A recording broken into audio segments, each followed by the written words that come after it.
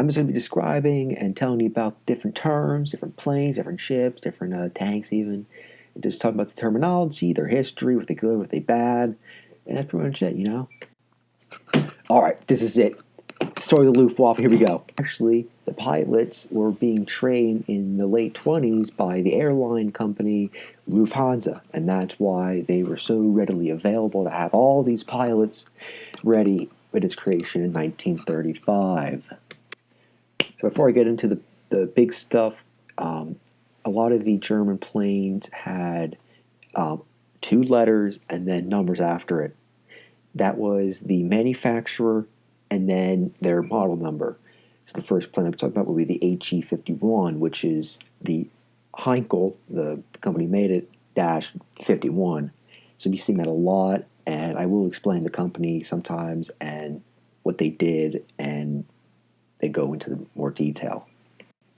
The He-51, built by Heinkel in the early mid-30s, with a German biplane. I was going to say World War II era, but it's not really.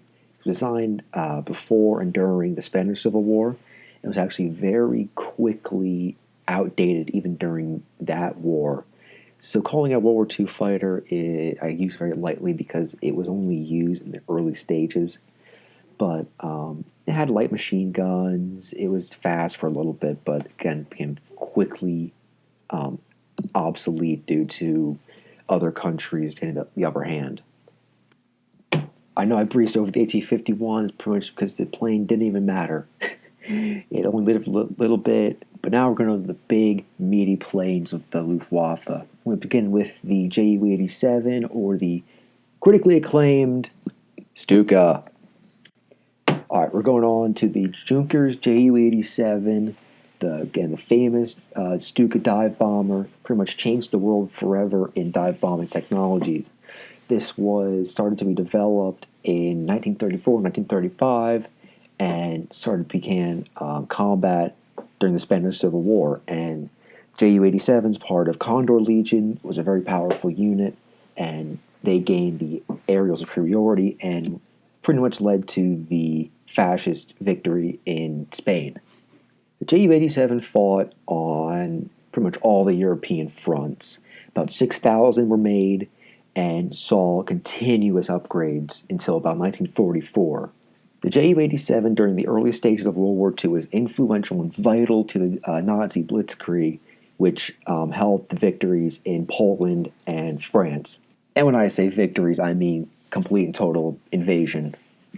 Up until the Battle of Britain, they were feared, and you always hear that wailing Stuka siren, or the Jericho trumpet, as like the official name was. The Stuka was designed as a fast dive bomber and to deliver a huge payload, but that was during more 1930 standards. So going into 1939, 1940, it didn't perform as well. But the cool thing about the Ju-87 was that it had these automatic dive brakes. So you're diving down, and the pilot sometimes would pass out due to the G-forces, and the brakes would actually pivot the plane so it would flatten out even if, again, the pilot went unconscious. Where the Ju-87 started to slip up was during the Battle of Britain and the invasion of Stalingrad. The one downside to the Ju-87 was they didn't have retracting landing gear. So pretty much they had these two big sticks on the bottom with wheels on them, and that caused a lot of drag. So the Ju-87 never had a high top speed. Along with a low top speed and minimal defensive armament, the Ju-87 became more just cannon fodder for Allied pilots than actual weapons. With that being said, whenever they needed to get target destroyed, a formation of Ju-87s would need heavy fighter support if they wanted some survivors. With defensive armament, it actually led to the German defeat during the battle. The Nazis did realize these downfalls of this plane and started to pull them back from a bombing role and put them more into a ground attack role. And you got multiple different models where instead of having bombs attached, they would have these huge sort of pods full of very large ammunition for a plane, of course, and they would use that to attack tanks and get ground targets by diving in, shooting, and then pulling out.